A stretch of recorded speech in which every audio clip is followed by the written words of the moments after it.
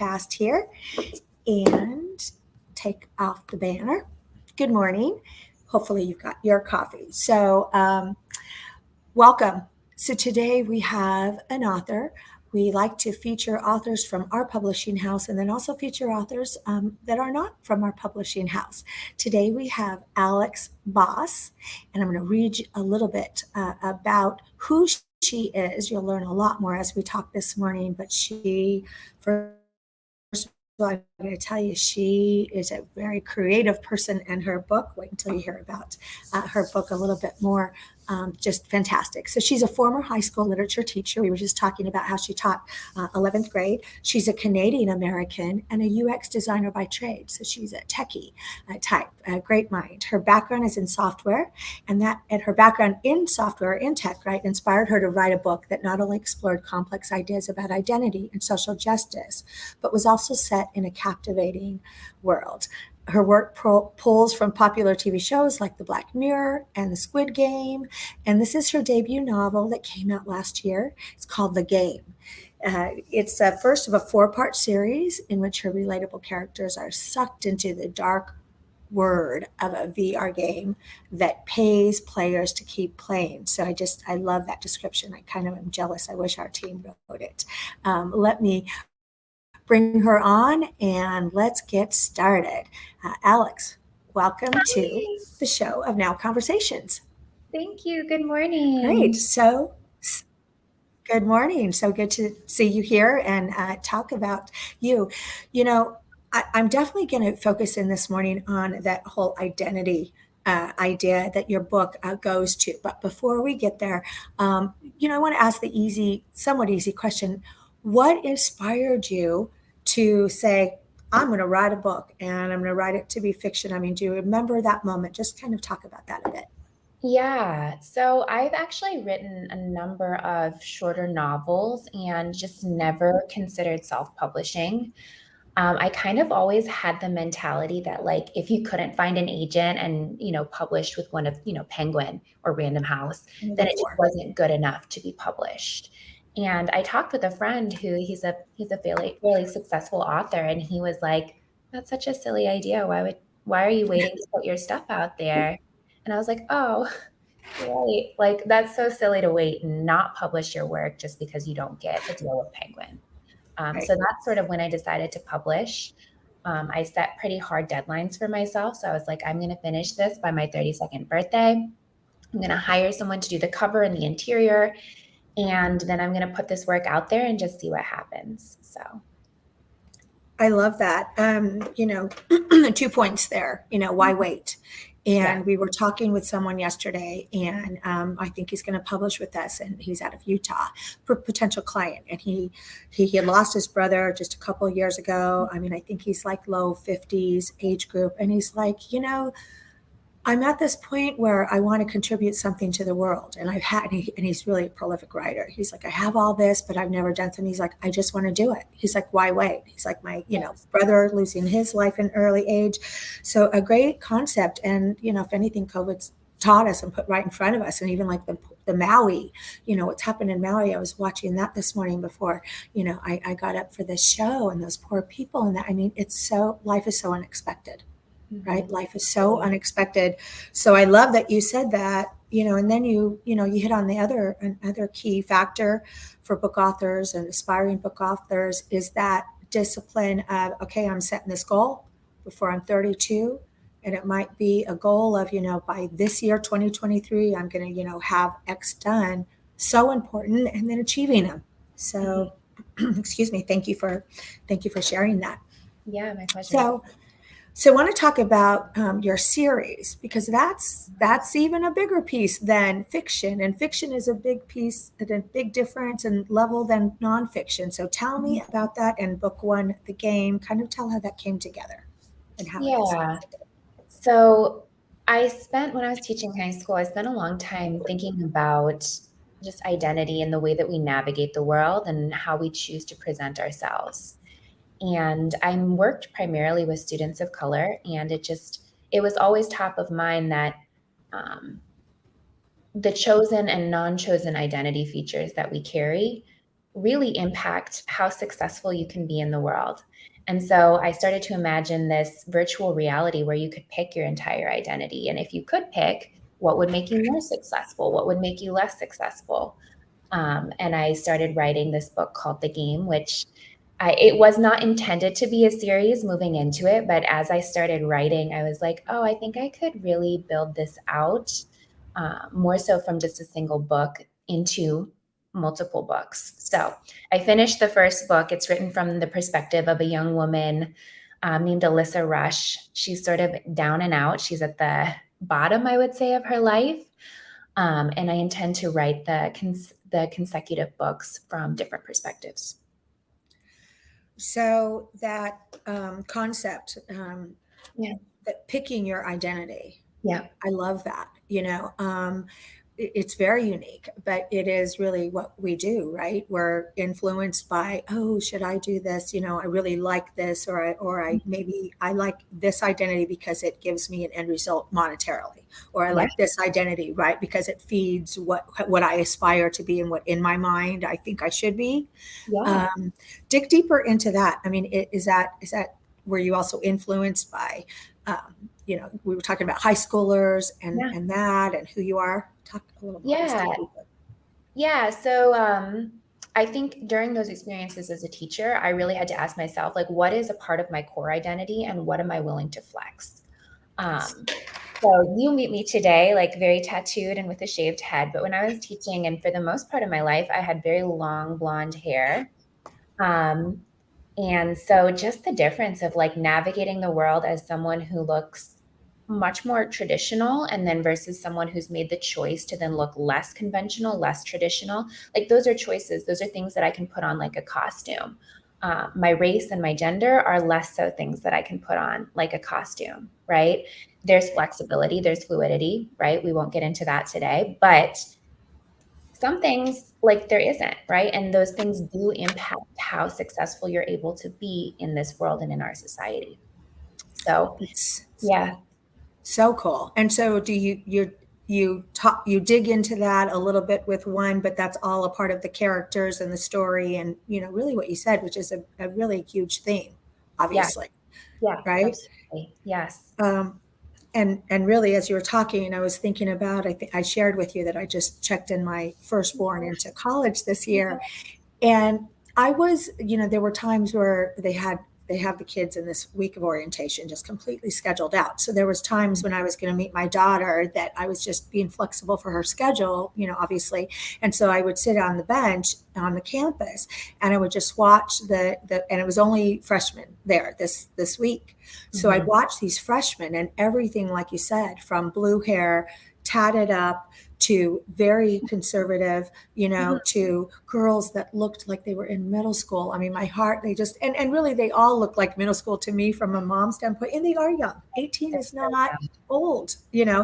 But I really paid attention to that. And, I don't, one of the things the university said is, you know, expect that there's going to be huge changes. For instance, a change in major, a Yeah. change in appearance, just expect that this is their time. And, that age group Yeah. is an age group that it's like, who am I? Who am I really? But Yeah. yet cut to my age group is a time that is, who am I? Your age group is, if you're not secure in your identity, so let's kind of go there, right? Yeah. Then you are standing on that who am I kind of thing, because you're not, I'll say, firmly planted in your identity. How are Yeah. you? How do you feel? Are you firmly planted in your identity? I think that I've changed so much over the past, I'll say 10 to 15 years, that I do really subscribe to this belief that we kind of have this avatar, right? This costume that we put on and face the world with. Um, I do think that we're all deeply connected, but I think the more you travel and the more people you meet and the more ideas that you expose yourself to, whether intentionally or unintentionally, the more you start to realize like the fluidity of expression and personality. For sure. And I do agree with you that the more experiences you have, really impact you in ways you had no idea that they Yeah. might. Yeah. Um, I love what you said about we are deeply connected to each other. Mhm. And that's the key, right? Whenever there's strife, and that I think we forget, we're all connected together, Yes. however it is. So you are so wise for are you 32 now, right? 32. I'm almost 33. So, yeah. That's so cute. That's like a kid thing. I'm 4.5 years old. You're like 4 years. That's so cute. See how you are. You're a kid at 32. Um, Yeah. you're great. Very wise for that. All right. So what I want you to share is think it back to as you're writing and putting this together, your first book of the series, Yeah. when you're at the finish line. Let's talk about that. I think you'll have some wisdom where you're almost at the finish line, you're almost ready to upload, you got all the pieces together. Talk about a difficulty that came up there and how did you make it over the finish line? Yeah. So this would have been where, like, had I known you at that time, I probably would have been like, could you please take care of this for me? Because it was a headache. Like, they all make it sound so easy. Like, all you have to do is click two buttons and now you have a book. And I'm like, oh my goodness. First off, I didn't know that there was like this lag time between publishing on Amazon and the book actually being live. So that Yeah. was hugely frustrating. But then also just like formatting the book in the right way so that the cover, like my cover got sent back to me like 20 times. And that's not an exaggeration. Like the cover just, and Yeah. like I said, my background is in technology. I have some Right. graphic design experience. So I'm like, oh my gosh, like it's 200 pixels by 500 pixels. Like, what is the deal here? Right. So those little things, those like little technicalities, like I feel like as an author, you're like, look, I did the work. I wrote 50,000 words. Somebody else, can you take care of the rest of it? Like, can somebody proofread this for heaven's sake? Like, just writing the book, I guess that's my key takeaway. Just writing the book is just the first step. And then there's like 19 other things that you have to do to get it published. So, 100%. And we'd probably say there's 39 other things to do, but I totally get it. We never have done a book, through KDP okay. Create Space. They used to call Yes. it that. I think it's Yep. called something else. Obviously, we upload through them, so we know that. And even in the upload process, there's a little bit of things that are important. And Yep. really, the main thing that's important is knowing the categories and the keywords and that, right, to achieve bestseller. So then there's that whole part. But I love, I understand. I don't love that it was a difficult process, but it is, it's like you said, you did the hard work, and the hard work is the download of the content and getting the first draft. Yeah. So we tell that to our authors, this is going to be your dig-in time period. Usually on a standard book, we might say it's like a 6-week time period. We're going to be very engrossed with your editor, Yeah. downloading a chapter, editing, accepting edits, rejecting, there's that real hard work. And then actually what we say, you'll probably smile on this. After that, it's all uphill and it's a great time because then, like you said, we're taking on everything else and you get to approve the book covers and modify that. It's Yeah. easy stuff, Yeah.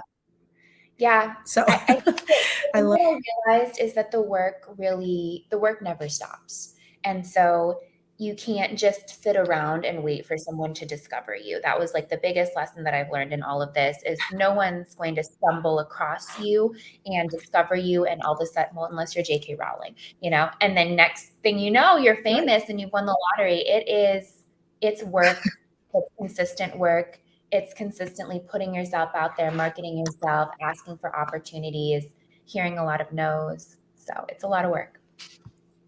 Well, and the key that you said, you can't just sit around. Now, I was just writing an article, it hasn't been published yet, for a magazine talking about being a very optimistic person versus pessimistic. Yeah. Pessimistic. So, and I said, so that when you say you can't just sit around, 100% agree with that. But I still hope that someone that's in our publishing house or that I know becomes that J.K. Rowling, but we all know her story too. She was Yeah. rejected by what? Umpteen publishing houses. And then finally, the one that did wanted to make changes in that. She stood her ground. But absolutely beyond a doubt, when we're talking to potential clients, potential book authors, we highly focus on or really stress on the fact that it is a team effort. And Mhm. our most successful book authors are book authors like you that say, yeah, I'm engaged. You tell me what to do. We help, we lead you. But at the end of the day, you have to show up. and Right. you have to write the article. You have to, whatever you have to do on your end, you have to be available on the podcast. And we've had clients that we would give them great media wins, and somehow they couldn't fit it in their schedule. And after a couple times, even like 3 times, we just stopped giving it to them. And then they wonder why things aren't happening for them, Yeah. you know? Yeah. So that's fantastic advice. So what are your, just to stay on the book series, so what are your plans overall in terms of book 2 and 3 and 4? Kind of share that. Yeah. So, sort of, I built out this world of characters in book one, and my intention is to continue to write from a different perspective. So, the tying piece or the thread that kind of brings everything together is the virtual reality world. Um, Again, sort of tying back into that belief that we're all connected, that we all have so much more in common.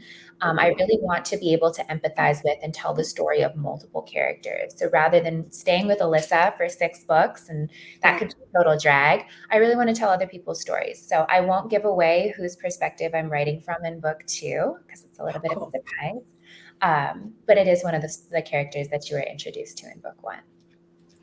Okay. And are you is it you're going to do one a year, or are you kind of just seeing how things happen, or what's your idea there? I would love to do one a year. And we talked about this. I work full time. So just finding that time every day to write in the midst of marketing and publications and all of the other things, that has been my biggest struggle, is the consistency of creativity and then the logistics of sort of being like, sort of running another small business on the side, right? Yeah. That's sort of how I would put this.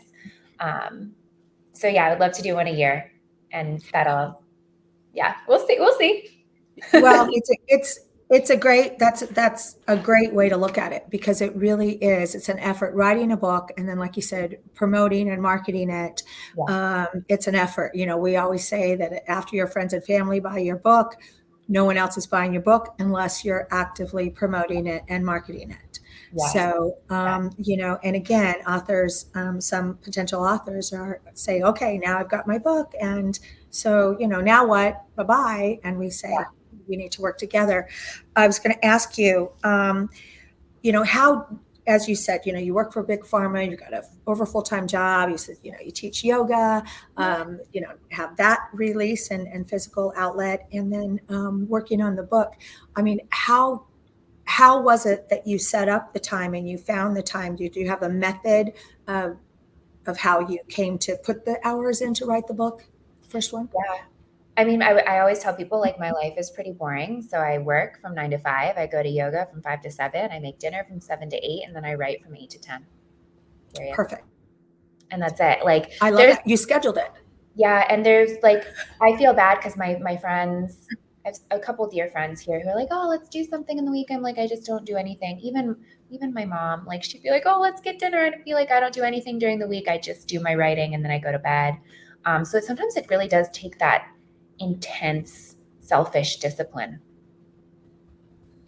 It 100% does. And I'm glad you brought it up. So we're asking questions here from people that are joining us in the chat, but I'll tell you what we call it.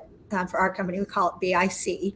And it just actually coincidentally is I was a tech CEO in Seattle for 18 years, and it's actually our acronym for our name. So it just kind of became BIC, and that's butt in chair. So we would tell our authors, look, schedule your BIC time, Monday, Wednesday, Friday, 11 to 12. And we say, sit there in front of your laptop, in front of what you're writing. And even if you don't feel like writing, Google book covers, look at other, do something book related. And eventually, you'll get in the mode of writing and that. Absolutely. So you have your BIC time, you have it all scheduled. So I put it do. on your schedule. Get going on book 2. I'm sure you already have. Just kidding. Oh, yes, absolutely. Yes. Okay, let's see what questions we have. This 30 minutes always goes very fast. What is the hardest thing? What is the hardest thing do you think a first-time author has to overcome? I think the fear that, like, how do I put this? Like, that you're not actually that good, and like that your work doesn't actually deserve to be seen, for me anyway. It's like I think you kind of oscillate between like delusions of grandeur, like I'm great and I know I can do this and I could write a book like that. And then like, oh my gosh, like what if this is actually trash? Like that like sort of back and forth has been at times paralyzing. Luckily, not so much that I didn't publish the book, but I remember just sending it to my sister as a Word document and being like, I'm publishing this tomorrow. Can you read it tonight and just tell me if I'm the worst person? Like, is this just the peak of cringe? Like, is everybody going to read this and be like, ugh, like, why did I wish I wasn't reading this, you know? And she was like, no, it's not embarrassing. You can publish it. It's so Yeah, it's hard. it's it's hard. It's that fear of being so vulnerable, right? Oh my gosh, And absolutely. well, whoops, lost my AirPod. Oh Hang on. no. No, but it definitely is vulnerable. It's an incredibly vulnerable experience to share your work with someone until you realize that the work is not a representation of you and your self-worth. It's not. It's an expression of yourself, perhaps, but it's not. So, don't tie it so much to your ego that you're like, well, if somebody doesn't like this, they don't like me and I'm not a valuable person anymore. That's not the case, and that doesn't correlate. So So positive, actually. Now you make me ask the question: have you received negative feedback or negative reviews or the haters out there in your the experience on the worst. book?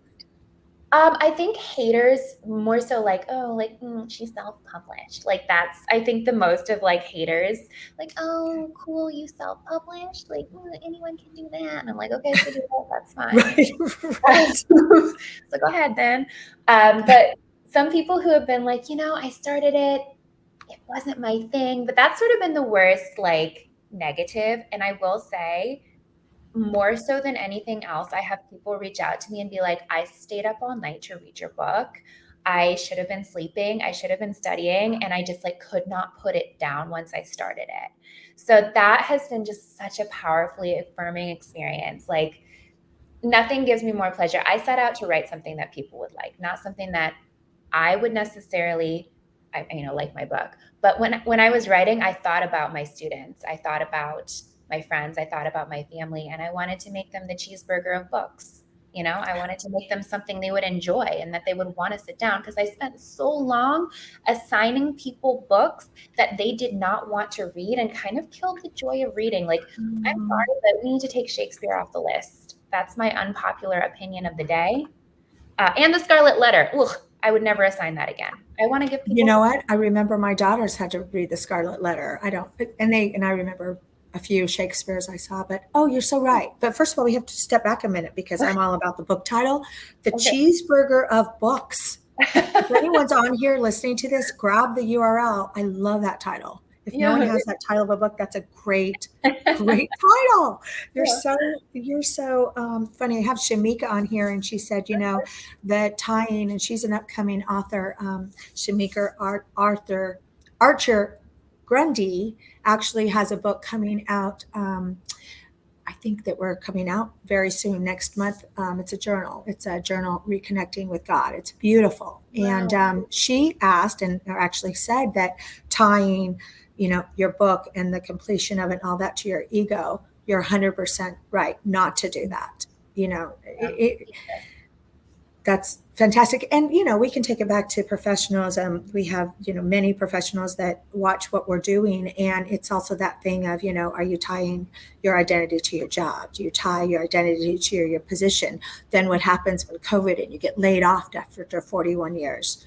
Yeah. You're in the Yeah. sea of, again, Yeah. who am I? Back to Yes. that. Yeah. And I think that's the danger of tying your identity to anything, just to echo what you said. If you believe that your ego, your worth is connected to how much money you're making, the size of your house, the title, right? Is it senior VP or VP or CEO or CFO?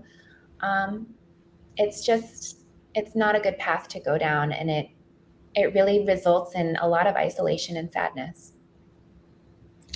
Very good. Okay, so we're getting close to the end of Yeah. time, Yeah. to the end of our time, and I want to always end with some advice that you can give. Let me just double check to see if there's any more questions for you. Um, um, well, let's ask one more. We seem somewhat similar in Okay. outlook and being an optimistic kind of Mhm. person. I mean, what do you credit your being positive? What do you credit having that trait? How Mhm. do you have that?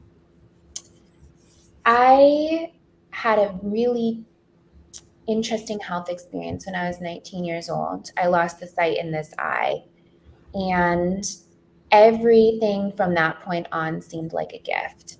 Everything from that moment forward was not like, why did this happen to me? But like, life is short.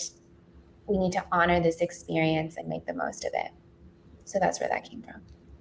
Wow, that's pretty impactful. So, thank you for sharing that. Okay, so we will go ahead and wrap up. So, you've imparted a ton of wisdom here, and I really appreciate you in sharing that. And I want everyone to search her out. Yeah.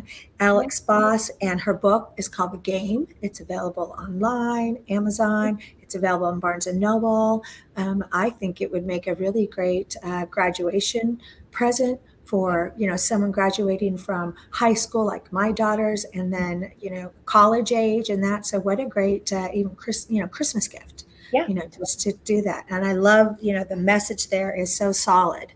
So in a fiction series, something that generation would like, but really for anyone.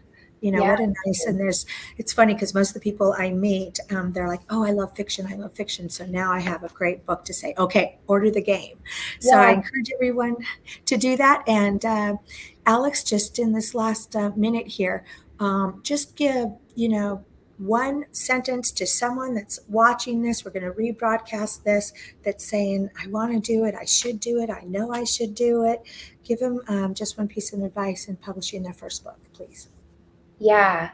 Um, I think art has a way of finding its way into the world, whether it's through you or through someone else. I think we're vessels and conduits. Um, but the way that you make yourself the vessel and the conduit for that art is by habits and rituals. And so by sitting down every morning with your cup of coffee, it can even be a treat, right? Like I'm going to go to the coffee shop, my favorite coffee shop roaster, after this and do my writing and get a nice latte. So it can be a treat, but it is that ritual and that habit that allows your art to manifest and take shape. So that's my advice. Fantastic. I'm trying to write and spell everything right, but I love, let's end with the art has a way to find itself into the world. Alex Boss, thank you for being our guest here on Now Conversations. You keep up the good work, lady. You just keep it Thank up. I'm gonna call you. you girl. Yeah. 32. Enjoy it. Such a fun time in your life, and everyone go out and buy The Game. Thank you I'm so gonna buy much it. for I'm having gonna me, send it. Liza. It's so good to You're be. you're welcome. Take care. Bye, everyone. Join us next Saturday for Now Conversations.